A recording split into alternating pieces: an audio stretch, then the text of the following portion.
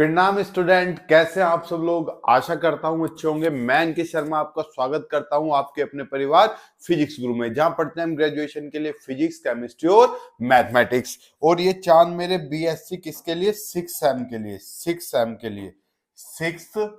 Same के लिए introduction to solid state physics चल रही है, जिसमें हम 2 से 3 लेक्चर लाइव लिए हैं हमने। उन्हें आप लाइव सेक्शन में जाके देख सकते हैं। और ये जो आपका आज का लेक्चर है सिमेट्री ऑपरेशन का। किसका है? Symmetry operation. तो सिमेट्री ऑपरेशन होता क्या है, पहले आप इसे समझने की कोशिश करेंगे। देखो, सिमेट्री क्या होता है? एक जैसा दिखाई देना। जैसे मुझे बीच में से ऐसे काट लो मेरा चेहरा, तो इधर को और इधर का चेहरा सेम है। जैसे मैं आपसे बात करूं, ये मेरे पास रिमोट है, इसमें सिमेट्री लानी है और कुछ इसमें चेंज भी करना है। देखो, मैं इसे अगर ऐसे घुमा दूं, क्या पहले जैसा आया? नहीं। क्या पहले जैसा आया? नहीं। क्या पहले जैसा आया? नहीं। क्या अब आया? अब आ गया। 360 घुमाने पे, 360 डिग्री घुमाने पे वो पहले जैसा आ गया। तो 360 डिग्री क्या है? इसमें सिमेट्री है। कौन सी? रोटेशन। घुमाया ना, तो यही क्या होती है? हमारी सिमेट्री होती है। तो सिमेट्री क्या है, आप पहले पेज पे इसकी डेफिनेशन देखिए। क्या हम यहाँ चर्चा कर रहे हैं? सिमेट्री ऑपरेशन की। किसकी? सिमेट्री ऑपरेशन की। सिमेट्री ऑपरेशन किस चिड़िया का नाम है, वो डेफिनेशन आप देख सकते हो इजीली। क्या लिखा हुआ? A symmetry operation is the operation, यानी कि सिमेट्री ऑपरेशन एक ऑपरेशन है। कौन सा? Which transforms the crystal into itself, जो क्रिस्टल को ट्रांसफॉर्म कर दे खुद में ही। मतलब हम ऑपरेशन भी लगा दें और वो वापस से वही मिले जो हमारे पास पहले था। ठीक, that is the crystal remains invariant. Invariant का मतलब उसमें कोई भी बदलाव नहीं होता। वेरिएंट का मतलब है बदलाव होना, और इनवेरिएंट का मतलब है कोई बदलाव न होना। अंडर ए सिमेट्री ऑपरेशन, यानी कि किसी भी सिमेट्री ऑपरेशन के अंडर जो क्रिस्टल होता है वो चांद मेरे इनवेरिएंट रहता है।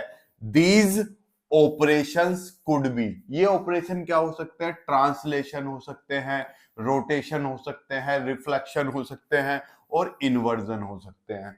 समझ गए? तो कुल मिला के कितने ऑपरेशन है? 1 2 3 4। तो हमें ये ही 4 सिमेट्री ऑपरेशन एक एक करके पढ़ने हैं, सब छोटे छोटे। लेकिन ये जो है ना, ये रोटेशन, ये थोड़ा सा अलग डिफिकल्ट है, लेकिन मैंने इसे भी आपको बड़े सिंपल वे में समझाने की कोशिश की है। आपको चिंता मानने की जरूरत नहीं है। जैसे पहले हमने ठा लिया ट्रांसलेशन सिमेट्री ऑपरेशन।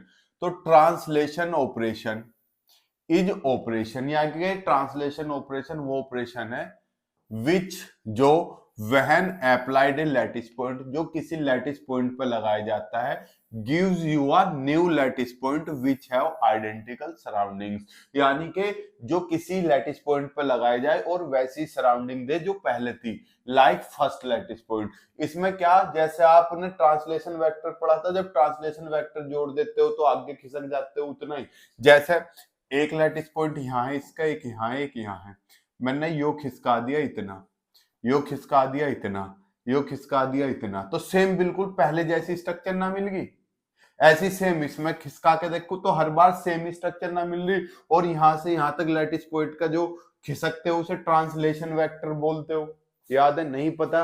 आप लेक्चर, इससे पहले के जो लेक्चर है वो डिस्क्रिप्शन बॉक्स में दिए गए हैं, आप जाके देख सकते हो टेंशन फ्री होकर। टेंशन नहीं लेनी। ठीक, नेक्स्ट है खतरनाक रोटेशन। ठीक, या रोटेशन सिमेट्री। ये थोड़ा सा अलग है, खतरनाक है, आपको घबराना नहीं है। पहले तो घबराना नहीं है।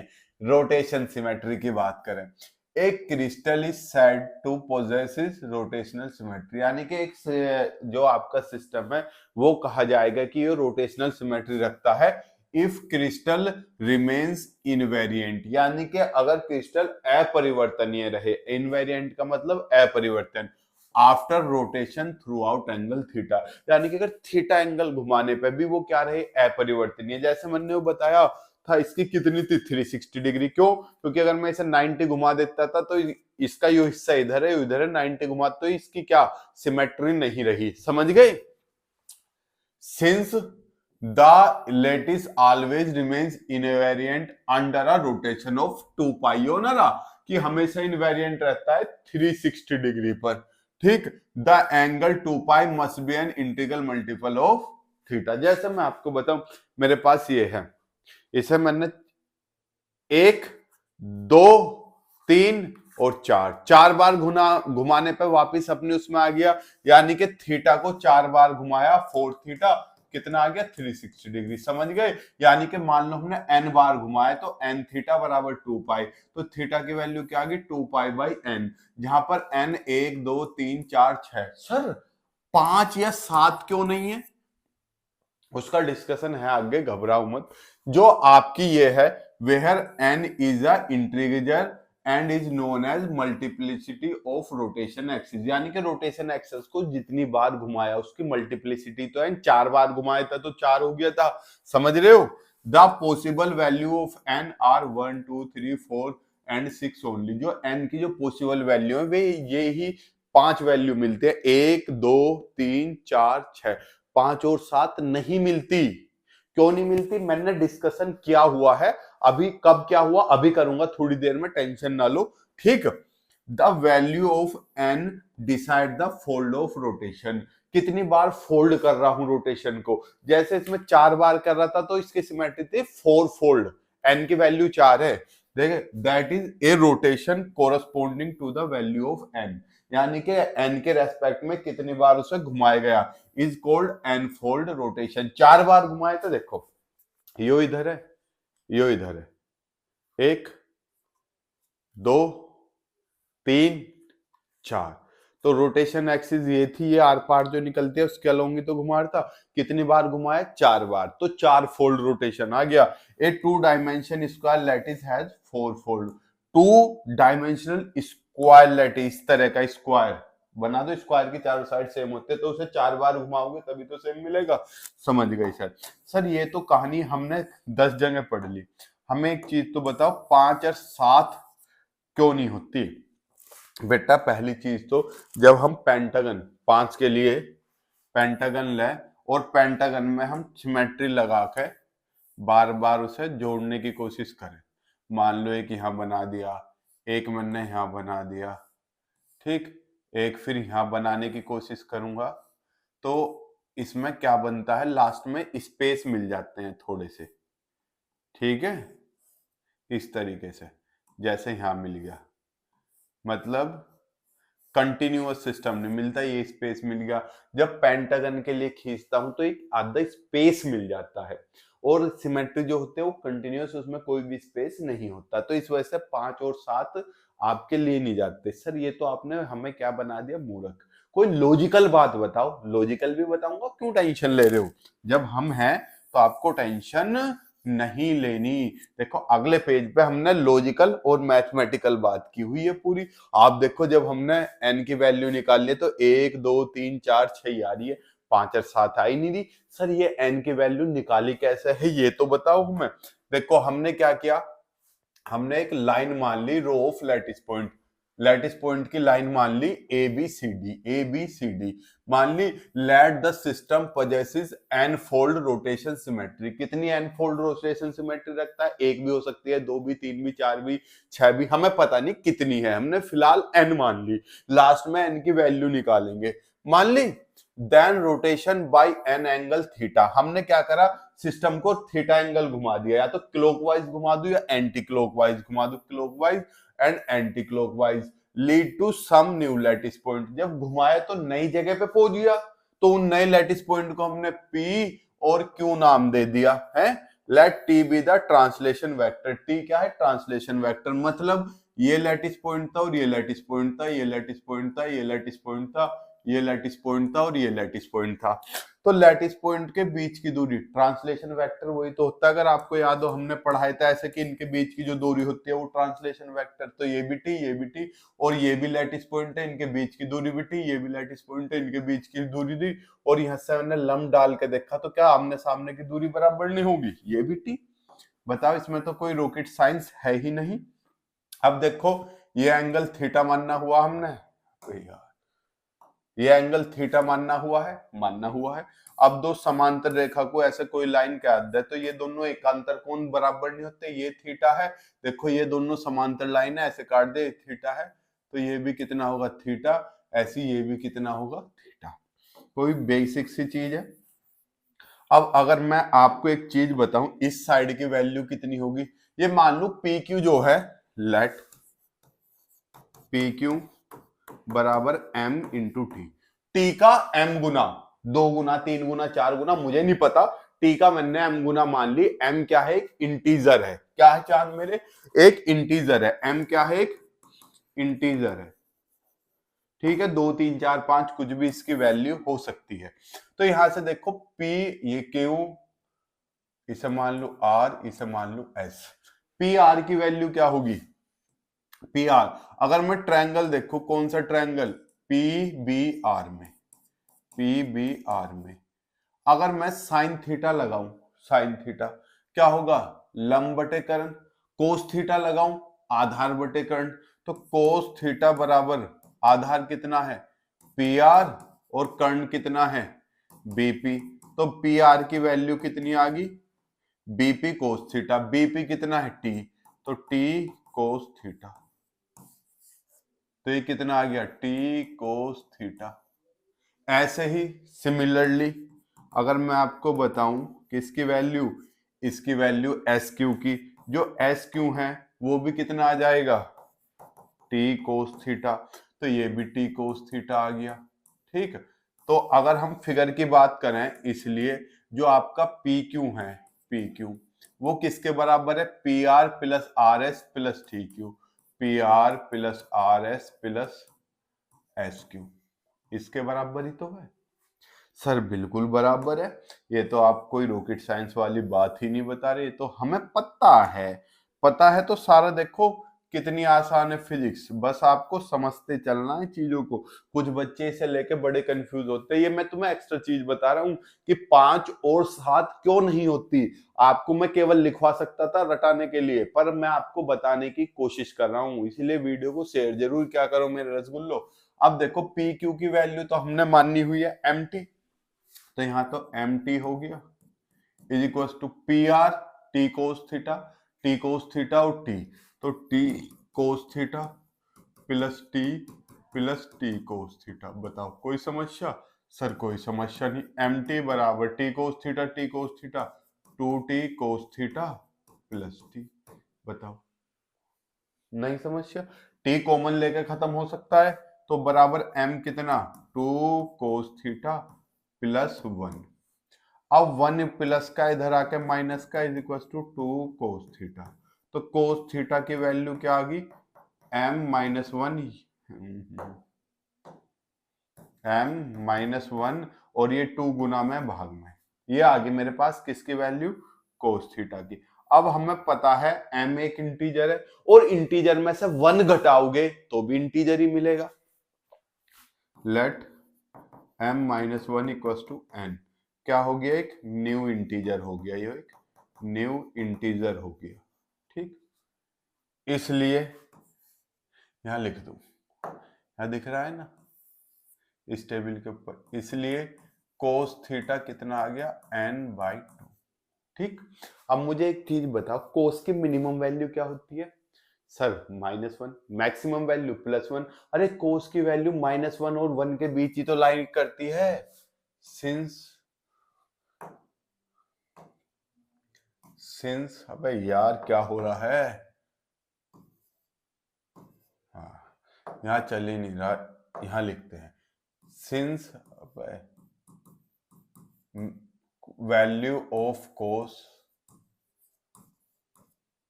लाइज बिटवीन -1 एंड +1, इसलिए n विल लाइज बिटवीन, बेटा n की वैल्यू किसके बीच लाई करेगी, अरे यार जब यो कोस थीटा की तो -1 टू +1 होगी, और n/2 हो गया, ये 2 यहाँ गुना में ना पहुंच गया, -2 टू +2 बराबर n। तो n की वैल्यू किसके बीच लाई करेगी, -2 से +2 के बीच। समझ गए इस बात को, बेटा अभी राइटिंग गंदी है, डिजिटल बोर्ड की धीरे धीरे आदत पड़ेगी। पर मुझे बताओ इतनी बात में तो कोई दिक्कत नहीं। तो हमने यहाँ पे एक टेबल बनाई, ये हो गया आपका कलर दूसरा लेते हैं। एन, ये कोस थीटा, थीटा, ये एन की वैल्यू कितनी थी 360/2, ये नहीं रही 2π/n, बताओ। और थीटा एन निकालना हो तो थीटा अपोन में पहुंचा दो, बात तो एक ही है। तो एन की वैल्यू जो लाई कर रही है एक इंटीजर, और इंटीजर की वैल्यू प्लस माइनस एन होती है, माइनस प्लस माइनस एन, तो एन की वैल्यू लाई कर रही है -2 से 2 के बीच, तो -2 -1 0 1 2, ये एन की वैल्यू होगी। कोस थीटा कितना होगा बेटा n/2, कोस थीटा किसके बराबर है n/2 के, किसके n/2 के। तो जब 2 से भाग करेंगे -1, इसे भाग करेंगे -1/2, 0 को तो किसी में से भाग कर लो 0, और 1 का मान 1/2, 2 को 2 से डिवाइड करेंगे, n की जगह 2 रखा, 2 से डिवाइड करा तो 1 ना हो गया, बेसिक चीज है। थीटा कितना, अरे कोस थीटा -1, तो थीटा कितना 180 डिग्री, अरे कोस 180 डिग्री की वैल्यू ही तो -1 होती है, बताओ सर, समझिए। ऐसे ही यहाँ -1/2 किसकी होती है 120 डिग्री की, समझे। ऐसी 0 किसकी होती है 90 डिग्री की, 1/2 किसकी होती है 60 डिग्री की, और 1 किसकी होती है कोस 1 की वैल्यू, कोस थीटा में 1 किसकी वैल्यू होती है, तो 0 डिग्री की या 360 डिग्री की, तो यहाँ पे 0 और 360 मैंने दोनों लिख दिए, बताओ, समझ गए सर, समझ गए। अब n निकाल लो 360/थीटा। अब 360 को 180 से भाग करेंगे तो 2 बचेगा, 360 को 120 से भाग करोगे तो 3 बचेगा, 360 को 90 से भाग करोगे तो 4 बचेगा, 360 को 60 से भाग करोगे तो 6 बचेगा, 360 को 60 से भाग करोगे तो 1 बचेगा। सर 0 डिग्री से भी तो भाग करता है, वो तो अनंत पहुंच जाता है, उस पर नहीं दौड़ना है, तो बस तुम्हें समझाने को 0 लिख दिया। कभी क्या सर 0 भी तो होता है, तो इसलिए मैंने पहले ही लिख दिया। अब मुझे एक चीज बताओ, जब हमने n फोल्ड की वैल्यू निकाली, हमने सिमेट्री क्या माननी थी शुरुआत में, देखो n फोल्ड सिमेट्री कहीं लिखा हुआ होगा, ये लिखा हुआ है। तो जब हमने n फोल्ड सिमेट्री माननी थी, सर माननी थी, और n की वैल्यू देखो क्या आई है 1 2 3 4 6, ना 5 आए ना 7, समझ गए मैथमेटिकली भी। चलो ये आपको करना है, करना नहीं करना मत करना, स्क्रीनशॉट ले लो, इससे पीछे का भी स्क्रीनशॉट ले लो, ले लिया। पहले इसे फालतू की फंड चीज को क्या कर दो, ये इरेज कर दो, ठीक है। अभी चलो स्क्रीनशॉट बाद में लेने का मौका देंगे, पहले काम की चीजें समझ ले। सॉरी। अब समझते हैं रिफ्लेक्शन। रिफ्लेक्शन का तो मतलब ही जानते हो, जैसे बोर्ड में भी आ रही कुछ चीजों के रिफ्लेक्शन, तो ये होता है रिफ्लेक्शन, चीजों का परावर्तन। तो a lattice is said to be possess reflection symmetry, यानी कि एक लैटिस कहा जाएगा कि वो रिफ्लेक्शन सिमेट्री रखता है if there exist a plane, या वहां पे कोई प्लेन हो या लाइन हो इन 2 डायमेंशन, 2 डायमेंशन के लिए, in the lattice which divides it into identical half which are mirror image of another। जैसे मान लो मेरे पास सेब था, अब मुझे सेब को बीच में से काटने के लिए एक प्लेन चाहिए, बिल्कुल पूरा चक्कू टाइप चाहिए, एक लाइन नहीं चाहिए। तो जब सेब को बिल्कुल बीच में से काट दिया तो दो एक जैसे हाफ मिल गए, आइडेंटिकल हाफ मिल गए, सर बिल्कुल मिल गए। अब एक चीज और समझो, क्या, एक बारीक सी लाइन, पॉइंटों को अलग करने के लिए बारीक सी लाइन भी चाहिए, जैसे 7 सा, इसकी मिरर इमेज इधर 7 है तो एक लाइन चाहिए। अगर मैं इसे 3D बना दूंगा तो पूरा का पूरा प्लेन चाहिए। तो रिफ्लेक्शन के बारे में आप समझ गए, ठीक। अब आओ इन्वर्जन पर।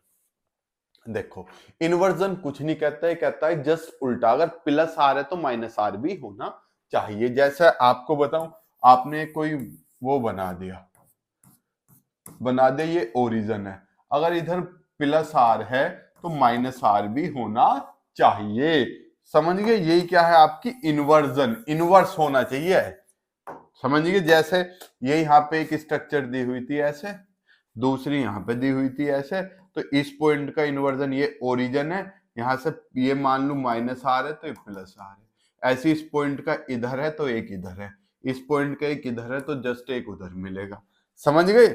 ये होता है इन्वर्जन। तो इन्वर्जन विन्वर्जन ये आपके लिए कोई खास जरूरी नहीं थे, जितना जरूरी आपके लिए क्या था, रोटेशन। रोटेशन आशा करता हूं आप अच्छे से समझ गए होंगे, समझ गए रोटेशन, यानी जो एन फोल्ड वाला समझाया था, सर बिल्कुल समझ गए।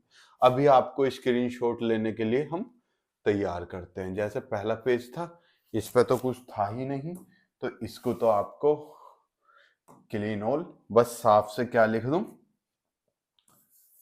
अच्छा जी, ऐसा चलेगा? लो जी, स्क्रीनशॉट लेने के लिए आपको तैयार कर रहे हैं सिमेट्री ऑपरेशन। ये क्या हो गया? Symmetry operation.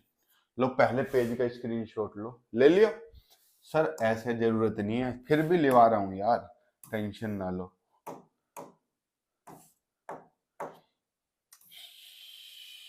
देखो इसे इरेज कर देता हूं ताकि आप अच्छे से क्या ले सको, स्क्रीनशॉट। ये सिमेट्री ऑपरेशन के ले लिया। चलो एक ये लो, ये तो यहीं रफ करना पड़ेगा बस, बाकी तो काम की चीजें लिखाई हुई हैं ये सब। ले लो। ले लिया? चलो पेज नंबर 4।